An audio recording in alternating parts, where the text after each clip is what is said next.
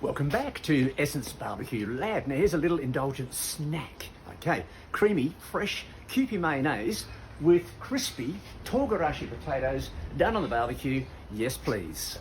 To make the fresh Kewpie, 250 mils of soybean oil, 2 egg yolks at room temperature, 2 tablespoons of rice wine vinegar, which will add that sharpness and sweetness to the Kewpie mayonnaise, half a teaspoon of salt, half a teaspoon of mustard powder, 1 tablespoon of fresh dashi. So this is made from bonito flakes and some kelp.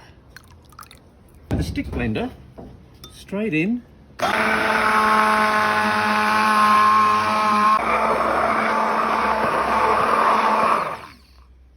And that is done. So let's have a look at the crispy potatoes. Oh yeah, there we are. Have a look at that. With a roast garlic, sizzling hot. What we do now, a little bit of the togarashi, which is the 7 ingredient Japanese chili. Nice little bit of kick to that. And that's going to be a lovely little snack to indulge in. Throw those into the Kewpie when they're a little bit cooler. And I reckon, happy days. There we go. There's lovely veneer glass edging on it, you can see here, which is super crispy. They're cool enough now to handle.